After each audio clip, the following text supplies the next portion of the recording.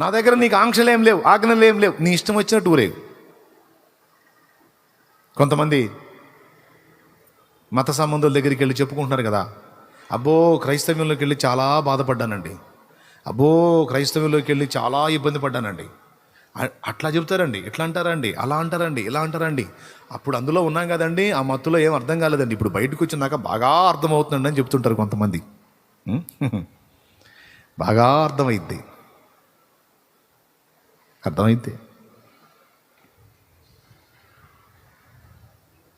ఒక్కటే మాట,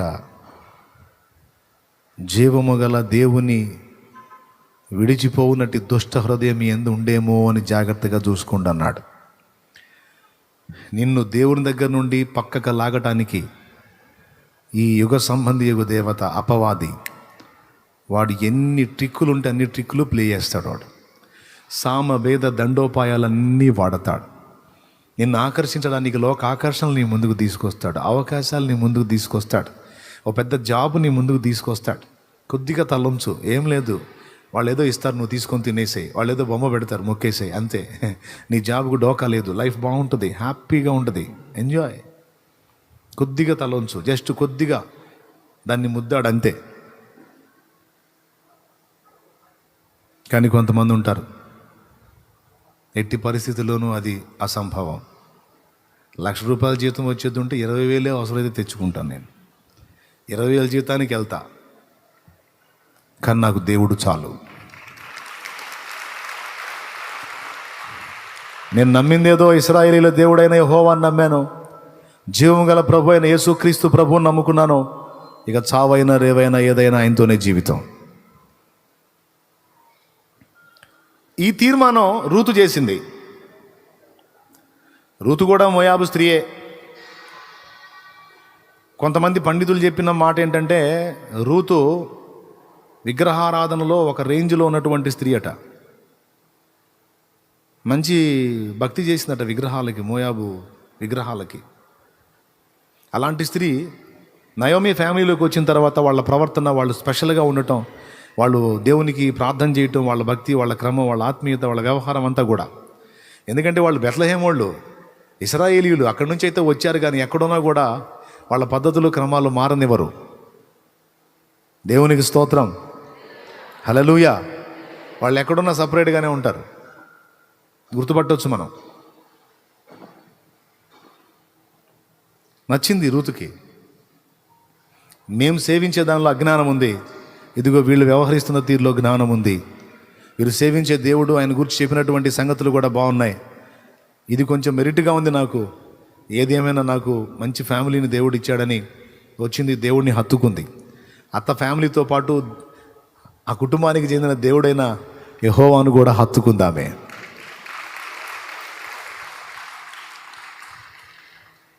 ఓ మంచి జీవితాన్ని, ఓ మంచి భవిష్యత్తును సొంతం చేసుకుందామని ఓర్ప పరిగెత్తింది కదా. ఏం సొంతం చేసుకుందో మీకు తెలుసు. మళ్ళీ చెప్తున్నా, ఇక్కడ ఉన్నవాళ్ళు కానీ ఈ లైవ్లో వినేవాళ్ళు కానీ ఎవరైనా సరే కక్కుర్తి పడొద్దు.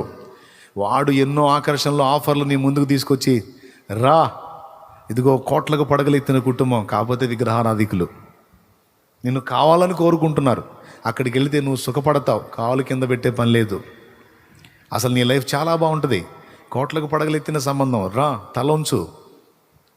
నువ్వు నచ్చే వాళ్ళకి నీ అందం నచ్చింది, నీ చదువు నచ్చింది, అసలు నువ్వు పిచ్చపిచ్చగా నచ్చేసావంట, అందుకే వెంటబడుతున్నారు. రా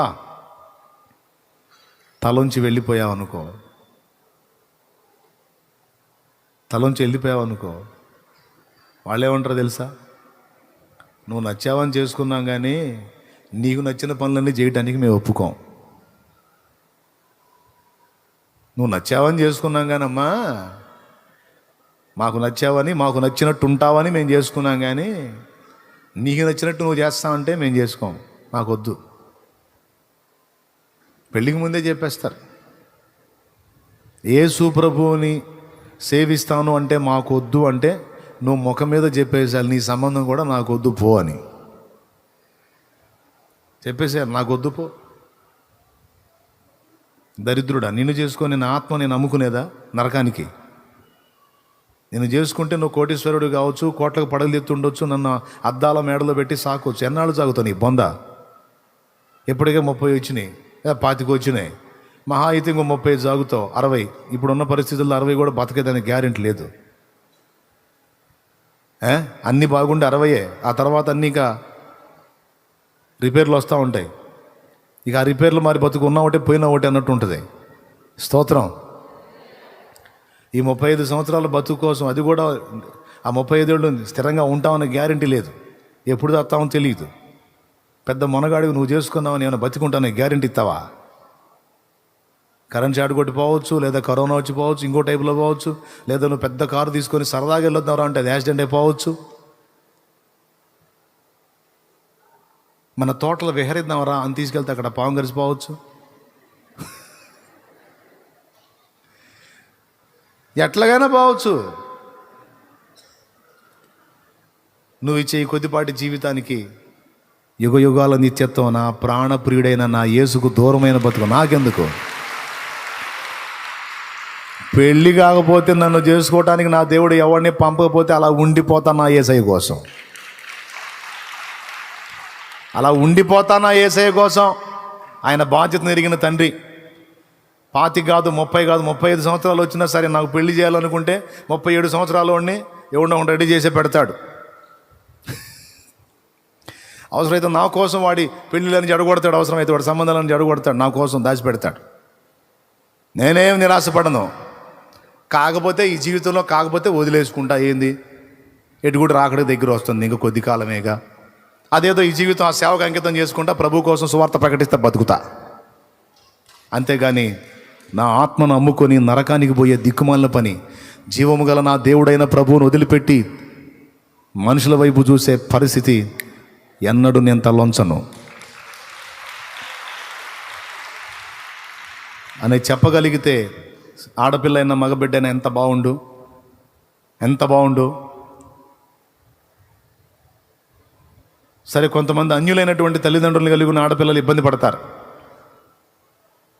కొంతమంది విశ్వాసులు గల తల్లిదండ్రులు కలిగినటువంటి ఆడపిల్లలు కక్కుర్తిపడి వ్యర్థమైన వాటి వైపు మళ్ళీపోవటం చాలా శోచనీయం. అనుకోవచ్చు మీకేం మీరు బాగానే చెబుతారని. బాగానే చెప్పకపోతే పో, ఆత్మ నమ్ముకోపో, పోయి పాతాళాగ్నిలో యాతన పడదు. కానీ ధనవంతుడు పక్కన చేరి నీకే నువ్వు బాగానే చెబుతావు, మరి రేపు నీకే నువ్వు బాగానే ఉంటావు పాతాళంలో. కొంతమందిని నేను కనులారా చూసే వాళ్ళ జీవితాలు ఎలా మారిపోయినాయో. కొంతమంది అండి రక్షణ పొంది, పరిశుద్ధాత్మను పొంది, దేవుని మార్గంలోకి వచ్చి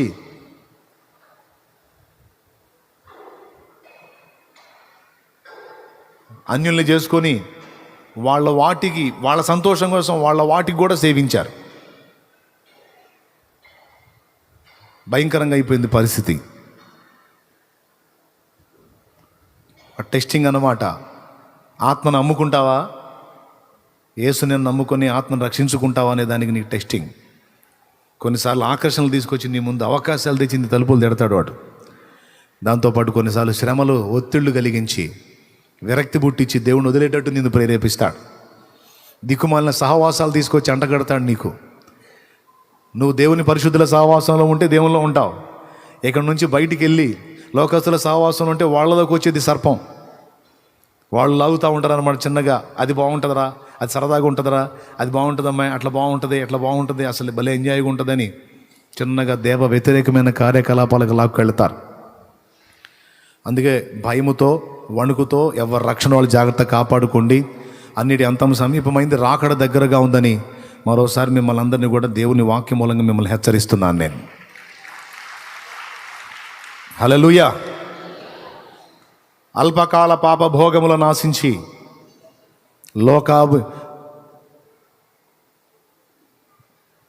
లోకాభిప్రాయముతో ఏకీభవించి లోకంలో కలిసిపోయినటువంటి వాళ్ళకి ఓర్పా సాదృశ్యంగా ఉంది. ఓర్పా లైఫ్ లేదు. అన్ని విధాలా నష్టపోయినటువంటి వ్యక్తిగా. కానీ ఓర్పా రూతునేమనుకుంటుంది? మీరు చెప్పండి. పాపం పిచ్చిది, ఆ విధవరాలమ్మడి పడిపోయింది.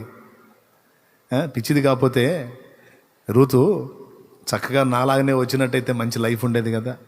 ఇప్పుడు నేను చూడు ఎంత బాగున్నాను. ఈయనే మా ఆయన నెంబర్ 2.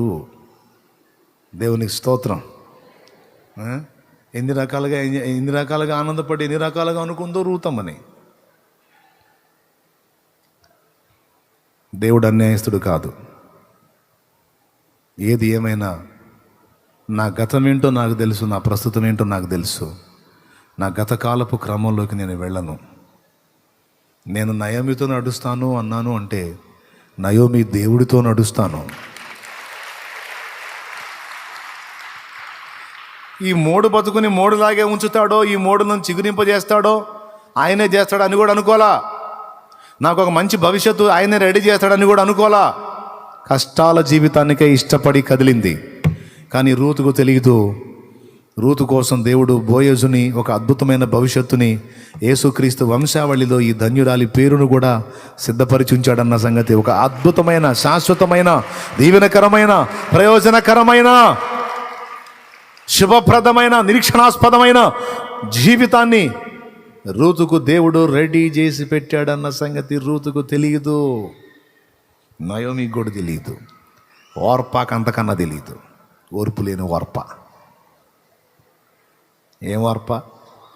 పేరే ఓర్ప, కానీ అంత ఓర్పు లేదు, ఏం లేదు. అంత దడ, ఆయాసం, తపన. కొంతమంది తపన పరిగెత్తారుగా. ఇది కాకపోతే అది కాదు, అది కాకపోతే ఇంకోటి, అది కాకపోతే ఇంకోటి అని పరిగెత్తుంటారుగా. దేవుడి దగ్గరికి వస్తారా, దేవుడు కృప చూపిందాక ఆగరు.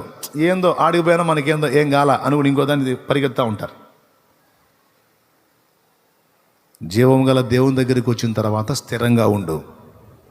దేవుడు నీకు సహాయం చేసేంత వరకు ఓపికతో ఎదురు చూడు. ఆయన నీకు చేసిన ప్రతి వాగ్దానం నెరవేర్చి తీరుతాడు. తోడుగడిగా ప్రతి వాగ్దానం ఆయన నెరవేర్చి తీరతాడు. మాట తప్పడో. అసలు ఎంత అద్భుతంగా ఆ పిక్చర్ రెడీ చేసి పెట్టాడంటే భలే ఉంటుందండి అది. రూతు స్టోరీ మాత్రం సూపర్ ఉంటుంది. ఈ మూడైన బ్రతుకుని ఎట్లా చిగురింపజేస్తాడో అనే దానికి మీకు తెలుసా రూత్ ఎవరో? తెలుసా? చూడండి ఒకసారి మత్తయి సువార్త 1వ అధ్యాయం. అబ్రహాము కుమారుడగు దావీదు కుమారుడైన యేసుక్రీస్తు వంశావళి. వరుసపెట్టి చదువురా. అబ్రహాం ఇస్సాకును కనెను, ఇస్సాకు యాకోబును కనెను, యాకోబు యూదాను అతని అన్నదమ్ములను కనెను, యూదా తామారు నందు పెరేసును జరహును కనెను, పెరేస్ ఎస్రోమును కనెను, ఎస్రోము ఆరామును కనెను, ఆరాము అమ్మినాదాబును కనెను, అమ్మినాదాబు నయస్సోను కనెను, నయస్సోను సల్మానును కనెను, సల్మాను రాహాబునందు బోయేజును కనెను, బోయేజు రూతునందు ఒబేదును కనెను, ఒబేదు యెషయిని కనెను, యెషయి రాజైన దావీదును కనెను. దేవునికి స్తోత్రం. డైరెక్ట్గా చెప్పాలంటే రూతమ్మ ఎవరో తెలుసా? దావీదుకు తాతమ్మ. దావీదు తాతమ్మ. రూతు కొడుకు రూతు మనవడే యెషయి. యెషయి కొడుకు దావీదు. ఇప్పుడు కొట్టాలి చప్పట్లో.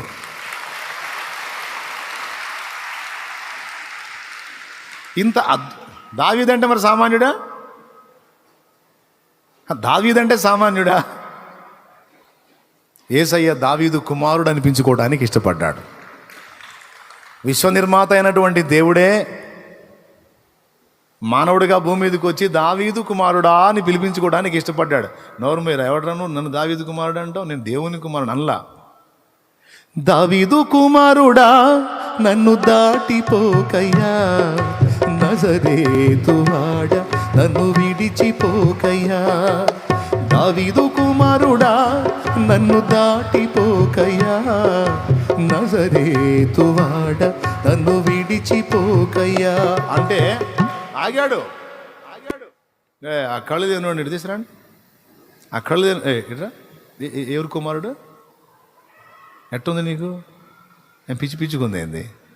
దావీదు కుమారుడు ఏంది అన్నాడా? దావీదు కుమారుడా నన్ను కరుణించు అంటే నడిచేవాడు టక్కున ఆగాడు. దావీదు కుమారుడు అంటే నన్నే అని ఆగాడు. అలాంటి ధన్య చరిత్రుడు దావీదు. ఆ దావీదుకి తండ్రి ఉన్నాడే యెషయి సొంత నాయనమ్మే రూతు. ఎంత ధన్యకరమైన భవిష్యత్తుని ఆ తల్లి కోసం దేవుడు డిజైన్ చేసి పెట్టాడండి. కారణం చెప్పనా? ఒక్కటే, నీతి ప్రవర్తన.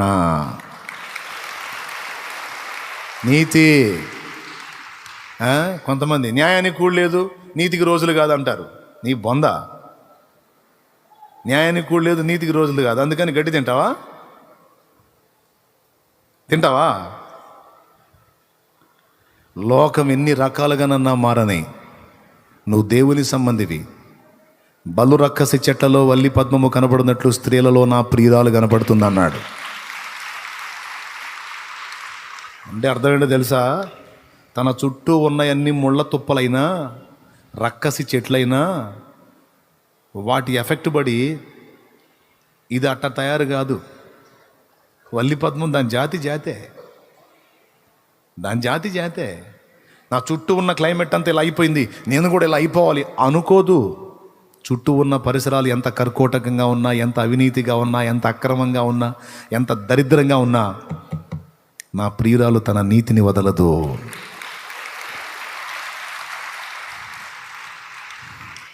నా దాసుడు తన నీతిని వదలడు, నా దాసురాలు తన నీతిని వదలదు. దైవజనుడ మరువకోయి దైవ నీతినోయే, దైవజనుడ మరువకోయి దైవ నీతినోయే.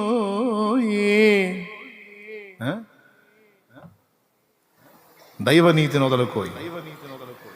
భాగ్యభోగ నిధులు లేని దైవ పిలుపునోయి. దైవజనుడ మరువకోయి దైవ పిలుపునోయి, దైవజనుడ మరువకోయి దైవ పిలుపునోయి, దైవ నీతి నొదలకోయి దైవ నీతి నొదలకోయి, దేవుడు దీవించునోయి, దేవుడే దీవించునోయి. మధుర మధుర మధుర సేవ యేసు ప్రభు సేవ. దేవునికి మహిమ, దేవునికి మహిమ. దైవజనుడ మరువకోయి దైవ పిలుపునోయి, దైవ నీతి నొదలకోయి, దేవుడు దీవించునోయి, దేవుడే దీవించునోయి. మధుర మధుర మధుర సేవ యేసు ప్రభు సేవ, మధుర మధురం. నేనా దేవుడు దీవించేంత వరకు ఓపిక పట్టు దైవజనుడా. నేను వాళ్ళలాగా పెద్ద అయిపోవాలి, వీళ్ళలాగా పెద్ద అయిపోవాలి, వీళ్ళలాగా ఎక్స్పోజ్ అయిపోవాలి, వాళ్ళలాగా మునగాడు కావాలని పిచ్చి పిచ్చి దారులు వెతకరా. నీతిని వదిలిపెట్టి అవినీతి కార్యక్రమాలకు వెళ్ళకురా. వారిని చూసి వారిలాగా, వీరిని చూసి వీరిలాగా ఏదేదో చేసేసి, ఏదో హడావుడి చేసేసి ప్రజల్ని ఏదో ఆకర్షించాలి అనుకోకు నాయనా. నన్ను అడుగుము, జనములను నీకు సొత్తుగాను, భూమిని దిగంతాల వరకు నీకు స్వాస్థ్యముగాను ఇస్తానన్న ప్రభు మాట గుర్తుపెట్టుకో నాయన. పరిగెత్తే వాళ్ళని పరిగెత్తని నాయన, తిప్పలు పడే వాళ్ళని పడని నాయన. దైవజనుడా, వాళ్ళకి ఇవ్వబడిన క్రమంలో, వాళ్ళకి ఇవ్వబడిన కృపలో, వాళ్ళకి ఇవ్వబడిన పిలుపులో వాళ్ళు తిప్పలు పడుతున్నారు. నేను కూడా వాళ్ళలాగా ఇది కావాలని నీతి బాహ్యమైన పనులు చేయొద్దు. నీతి తప్పి అవినీతికి వెళ్ళిపోయి ప్రజల్ని ఏదేదో చేసేయాలని ఆలోచన చేయొద్దు. దేవుడు కనిపెడుతున్నాడు. నీకు ఇవ్వబడిన కృపలో నువ్వు వాడబడు. దైవ నీతి ఒకటి ఉంది. దేవుడు నిన్ను పిలిచాడు, నమ్మదగిన వాడు. ఆయన నీతిని పట్టుకొనైనా తప్పకుండా తగిన కాలమందు ఆయన నిన్ను దీవిస్తాడు. మనల్ని అందరినీ దీవించాలనే కదా ఆయన ఆశ. మనల్ని కాకపోతే పక్క వాళ్ళని దీవిస్తాడా? అన్యుల్ని దీవిస్తాడా? మనల్ని కాకపోతే లోకస్తుల్ని దీవిస్తాడా? శాపగ్రస్తుల్ని దీవిస్తాడా? ఆయనను ప్రేమించే మనమంటే కదా ఆయనకి ప్రత్యేకమైన ప్రేమ. మనల్ని పిలిచిన పిలుపు కూడా ఆశీర్వాదానికి వారసులు అవటమే కదా పిలిచాడు. దడ ఆయాసం పనికిరాదు నాయన అంటాడు ఏబి మాస్లామణి గారు.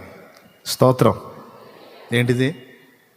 దడ ఆయాసం పనికిరాదు నాయన, కాస్త నిదానించండి, ఓర్చుకోండి, ఓర్పు కలిగి ఎదురు చూడండి నాయన, తగిన కాలం ముందు తప్పకుండా మీరు హెచ్చింపబడతారు అంటాడు ఆయన.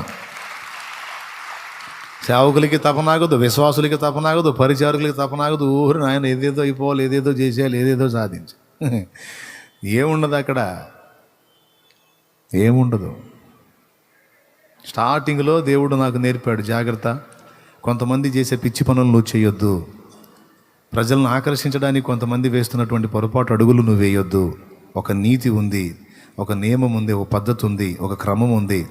ఆ పద్ధతిలో నువ్వు నడువు, తప్పకుండా నేను నిన్ను బ్లెస్ చేస్తాను. ఆత్మలే కదా నీకు, ఆత్మలే సంపాదించాలి, అనేక మందిని నా రాజ్యాన్ని చేర్చాలనే కదా నీ తపన. నేను ఇస్తా, నువ్వు నాకెళ్ళి చూడు. ఇక వేరే ట్రిక్లేం అవసరంలే, వేరే గ్యాంబ్లింగ్లు ఏం అవసరంలా. నువ్వు యథార్థంగా ఉండు, నీకు తెలిసినంత జాగ్రత్తగా చెయ్యి. నేను చెప్తా, నువ్వు ముందుకెళ్ళు, నేను తీసుకెళ్తాను. నేను